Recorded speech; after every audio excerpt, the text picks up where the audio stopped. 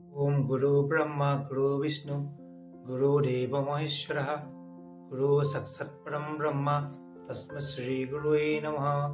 ओम बृहस्पतये नमः। नमस्कार প্ৰিয় বন্ধুসকল, মোৰ ইউটিউব চেনেল এষ্ট্ৰছৰ সকলোকে স্বাগতম জনাইছো। আৰু আজি মই মীন ৰাশিৰ বিষয়ে জুলাই মাহটো কেনেকুৱা যাব তাৰ বিষয়ে কিছু চমুকৈ আলোচনা কৰিম। যেহেতু ভিডিঅ'টো এবাৰ বনোৱা হৈছিলে, কিবা কাৰণত ডিলিট হৈ গ'ল, আকৌ মই বনাইছো নতুনকৈ। বাকীকেইটা দিয়া হৈছে, যিসকল জাতক জাতিকাই আগৰ ভিডিঅ'বোৰ চোৱা নাই চাব পাৰে। প্ৰথমতে আহিছোঁ মই মীন ৰাশিৰ ৰাশিফলখিনি, আপোনাৰ ৰাশিতে কি কি গ্ৰহ বহি আছে জুলাই মাহৰ 1 তাৰিখে, সেইখিনি আমি চাই ল'ম। বাকী গোটেই মাহটোত কেনেকুৱা কি যাব চমুকৈ মই পাৰ্টকৈ কৈ দিম, ধুনীয়া বুজি পোৱাকৈ। যিমান পাৰোঁ মই চমু কৰিম। প্ৰথমতে আহিছোঁ মই আপোনাৰ ৰাশিতে বহি আছে ৰাহু, দ্বিতীয়ত ধনস্থানত বহি আছে চন্দ্ৰ আৰু মংগল, ভাতৃস্থানত বহি আছে বৃহস্পতি, বন্ধুস্থানত বহি আছে চতুৰ্থত শুক্ৰ আৰু ৰবি, পঞ্চমত বহি আছে বুধ, সপ্তমত বহি আছে কেতু আৰু দ্বাদশত বহি আছে শনি। এইকেইটা গ্ৰহ এইকেইটা ৰাশিত বহি আছে। এনেকৈ আপোনাৰ জুলাই মাহৰ 1 তাৰিখটো আৰম্ভ হ'ব। তেনেকুৱাকৈ গোটেই মাহটো আমি চাই ল'ম কেনেকুৱা যায়। যদি আমি চাওঁ, আপোনাৰ যিহেতু শনিৰ ৪৬ চলি আছে, গতিকে মীন ৰাশিৰ শনিৰ ৪৬ চলি থকাৰ কাৰণে কিছু সৰু সুৰা অশুভ যোগ চলি আছে। যিকোনো ক্ষেত্ৰত মানসিক হওক, যিকোনো বা আপোনাৰ কৰ্মক্ষেত্ৰত হওক, যিকোনো কামত এবাৰত নহয় দুবাৰ তিনিবাৰত হয়। সেই তেনেকুৱা শনিৰ ৪৬ কাৰণে কিছু বাধা বিঘিনি চলি থাকিব পাৰে, বন্ধু বিৰোধ, এইবিলাক পাৰিলে আপোনালোকে শনিৰ প্ৰতিকাৰ কৰিব।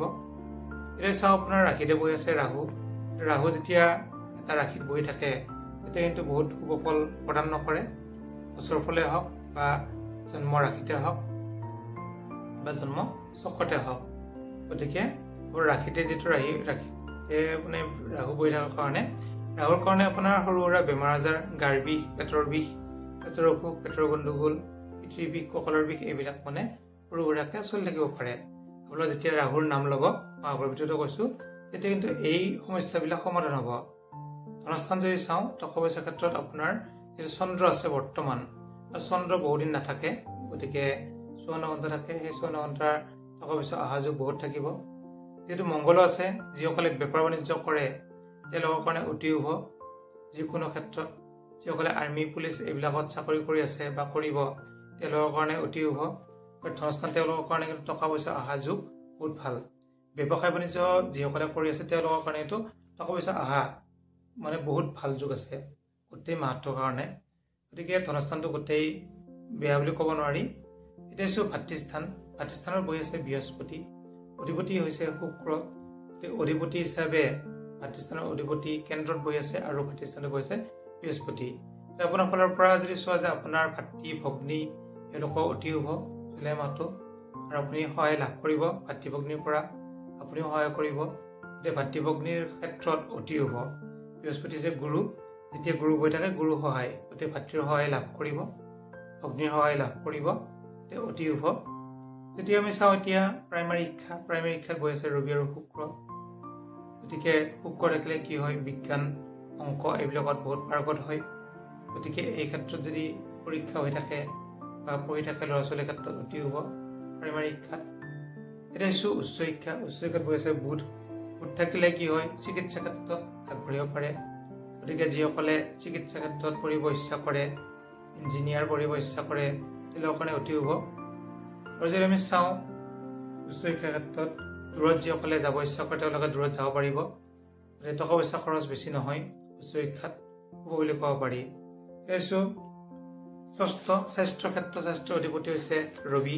ৰবি আছে আপোনাৰ চতুৰ্থত, গতিকে কেন্দ্ৰত থকা হিচাপে ৰবিয়ে ভাল ফলে প্ৰদান কৰিব। গতিকে এই ক্ষেত্ৰত আমি ভাল ফল আশা কৰিব পাৰি। তাৰপিছত আমি বিবাহৰ ক্ষেত্ৰত কিছু বাধা বিঘিনি আছে। যিসকল মীন ৰাশিৰ জাতক জাতিকাই বিবাহৰ ক্ষেত্ৰত আগবাঢ়িব খুজিছে বা বিয়া বাৰু ঠিক হৈছে বা বিয়াৰ কাৰণে ছোৱালী চাব খোজে বা বিবাহৰ ক্ষেত্ৰত আগবাঢ়িব ইচ্ছা কৰে, তেওঁলোকে কেতুৰ প্ৰতিকাৰ কৰি ল'ব। যিটো কেতু অষ্টমত থাকিলে বা সপ্তমত থাকিলে কিছু অশুভ ফল প্ৰদান কৰে। যদিও কেন্দ্ৰত আছে তথাপি কিন্তু বিবাহস্থানত থকাৰ কাৰণে কিন্তু কেতুই বিবাহৰ ক্ষেত্ৰত কিছু বাধা বিঘিনি আনিব পাৰে। কেতুৰ প্ৰতিকাৰ কৰি লৈ আপোনালোকে বিবাহত আগবাঢ়ক। এতিয়া আয়ুস স্থানৰ অধিপতি শুক্ৰ যিহেতু কেন্দ্ৰত থাকিল, গতিকে আপোনাৰ পৰা হৰা দুখ যোগবিলাক বহুত নাই, গতিকে হ'ব বুলি ক'ব পাৰি। এতিয়া ভাগ্যস্থানৰ অধিপতি হৈছে মংগল আছে আপোনাৰ ধনস্থানত, গতিকে ভাগ্য ক্ষেত্ৰত অতি শুভ। ভাগ্যত আপোনাৰ ভালে হ'ব, যিকোনো ক্ষেত্ৰত আগবাঢ়িব পাৰিব। যিসকলে পুলিচ আৰ্মি মিলিটাৰী এইবিলাকত ইণ্টাৰভিউ দিব খোজে তেওঁলোকৰ ভাগ্যটো বহুত ভাল, সোনকালে পাছ কৰিব। যিসকলে বেপাৰ বাণিজ্য কৰিব ইচ্ছা কৰে, আগতেও কৈছোঁ মই, তেওঁলোকে কিন্তু বেপাৰ বাণিজ্য সোনকালে স্পীড ল'ব, গতিকে তেনে ক্ষেত্ৰত অতি শুভ। ভাগ্যৰ ক্ষেত্ৰত কৰ্মক্ষেত্ৰত যদি চোৱা যায়, কৰ্মৰ অধিপতি হৈছে বৃহস্পতি হৈছে আপোনাৰ তৃতীয়। আপোনাৰ কৰ্মক্ষেত্ৰত যিহেতু বেপাৰ বাণিজ্য মই ক'লোৱে বহুত ভাল টকা পইচা হয় যুগ, কৰ্মক্ষেত্ৰত বৃহস্পতি থকাৰ কাৰণে আপোনাৰ কিন্তু শুভ যুগ আৰম্ভ হৈছে, বহুত শুভ। জুলাই মাহত আপোনালোকৰ যিসকল টিচাৰ আছে তেওঁলোকৰ কাৰণে অতি শুভ। তেওঁলোকে সকলোতে সন্মান প্ৰাপ্তি হ'ব, সকলোতে সন্মান লাভ কৰিব, টকা পইচা অতি শুভ হ'ব, টকা পইচা লাভ কৰিব। এনেকৈ মানে শিক্ষকসকলৰ কাৰণে শুভ যুগ। গতিকে আৰু যিসকলে টেট পৰীক্ষা বা শিক্ষক নিযুক্তিৰ ক্ষেত্ৰত যে আগবাঢ়িব খোজে তেওঁলোকে শিক্ষকতা সোনকালে লাভ কৰিব। এতিয়া ইনকামৰ অধিপতি আছে শনি আছে খৰচৰ ঘৰত। এনেকুৱা দেখা যায় যে ইনকাম যিমান হৈছে খৰচ ইমান হৈছে। শনিয়ে ইনকাম দিব, শনিয়ে খৰচ কৰাব। যিহেতু দুটা ঘৰৰ অধিপতি হৈছে শনি, আৰু শনি আছে স্বৰ ৰাশি বা স্বৰ গৃহ। যেতিয়া নিজৰ ঘৰত গ্ৰহ এটা থাকে তেতিয়া কিন্তু ফলবিলাক শুভ ফলে প্ৰদান কৰে। এতিয়া শনিয়ে কিন্তু শুভ ফল প্ৰদান কৰি আছে। আমি যদি চাওঁ এতিয়া শনি স্বগৃহী, যদিও খৰচৰ ঘৰত আছে, শনিয়ে যেতিয়া খৰচৰ ঘৰত থাকে তেতিয়া কিন্তু ভাল কামত টকা পইচা খৰচ কৰায়। গতিকে আপোনাৰ যিমানখিনি টকা পইচা খৰচ হয় ভাল কামতে লাগিব, গতিকে চিন্তা কৰাৰ কোনো কাৰণ নাই। দ্বাদশপতিও শনি, একাদশপতিও শনি। ইনকামো দিব শনিয়ে, খৰচো কৰাব শনিয়ে, গতিকে শনিয়ে আপোনালোকৰ কিন্তু অতি শুভ কৰিব। এতিয়া যদি আমি চাওঁ আপোনাৰ প্ৰতিকাৰ হিচাপে ৰাশিতে বহি আছে যিহেতু ৰাহুৰ প্ৰতিকাৰ কৰিব। মই আগৰ ভিতৰত মন্ত্ৰকেইটা কৈছোঁ, আপোনালোকে যিসকলে দান দক্ষিণা দিব পাৰে তেওঁলোকে দান দক্ষিণা দিব পাৰে। চন্দালক মানে ভোজনী দিব লাগে, আগৰ ক্ষেত্ৰত মই আগতে কৈ দিছোঁ। তথাপিও আপোনাক মন্ত্ৰ এটা দিছোঁ, ওম ঐং হ্ৰীং শ্ৰী ৰাহুৱে, এই মন্ত্ৰটো পাঠ কৰিব। তেতিয়া আপোনালোকৰ কিন্তু যিকোনো ক্ষেত্ৰত আগবাঢ়িলে শুভ ফল লাভ কৰিব।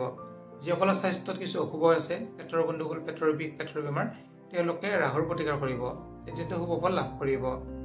আৰু যদি আমি চাওঁ বিবাহ ক্ষেত্ৰত, যিসকলে বিবাহ ক্ষেত্ৰত আগবাঢ়িব খোজে বা আগবাঢ়িছে বা যিসকলৰ বিবাহ ঠিক হৈছে তেওঁলোকে কেতুৰ এটা প্ৰতিকাৰ কৰি ল'ব। আৰু যদি যিসকলে কষ্ট হয়, টকা পইচাৰ ক্ষেত্ৰত অসুবিধা হয়, তেওঁলোকে এই কেতুৰ মন্ত্ৰটো পাঠ কৰিব। ওম হ্ৰীং ঐং শ্ৰী কেতুৱে 108 বাৰ পাঠ কৰিব, তেতিয়া কিন্তু শুভ ফল লাভ কৰিব। ৰাহু আৰু কেতুৰ প্ৰতিকাৰ কৰিলে আপোনালোকৰ মোটামুটি ঠিক হ'ব বৰ্তমান চক্ৰ হিচাপে। আৰু যিসকলৰ ৰাশি চক্ৰত বৰ্তমান ভাল দশা চলি আছে, বৃহস্পতি দশা, শুক্ৰৰ দশা, তেওঁলোকৰ কিন্তু অতি শুভ। যিসকলৰ শুক্ৰৰ দশা চলি আছে তেওঁলোকৰ কিন্তু কৰ্মৰ প্ৰাপ্তিৰ যুগ, উচ্চ শিক্ষাৰ প্ৰাপ্তিৰ যুগ। গতিকে যিহেতু কেন্দ্ৰত আছে শুক্ৰ, বহুখিনি শুভ ফল লাভ কৰিব। শুক্ৰ দশা যদি চলি আছে আপোনালোকে যিকোনো ঠাইত আশাৰ অৱস্থাখন চাই ল'ব পাৰে দশা কি চলি আছে। যদি শুক্ৰ দশা চলি আছে তেতিয়ালৈকে আপোনালোকে আগবাঢ়িব পাৰিব আৰু আপোনালোকে ধুনীয়াকৈ ইণ্টাৰভিউ দিলেও পাছ কৰিব। এতিয়া আমি চাওঁ ৰাশিটোৰ আপোনাৰ দ্বাদশত শনি আছে, গতিকে শনিৰ প্ৰতিকাৰ সৰু সুৰাকৈ কৰিব পাৰে। যিসকল জাতক জাতিকাই মোৰ চেনেলটো নতুনকৈ আহিছে ছাবস্ক্ৰাইব কৰি থৈ দিব, নতুন ভিডিঅ' পাই থাকিব আৰু দৈনিক ৰাশিফলখিনি পাই থাকিব। আৰু যদি কিবা সুধিবলগীয়া আছে আপোনালোকে সুধিব পাৰে। ধন্যবাদ।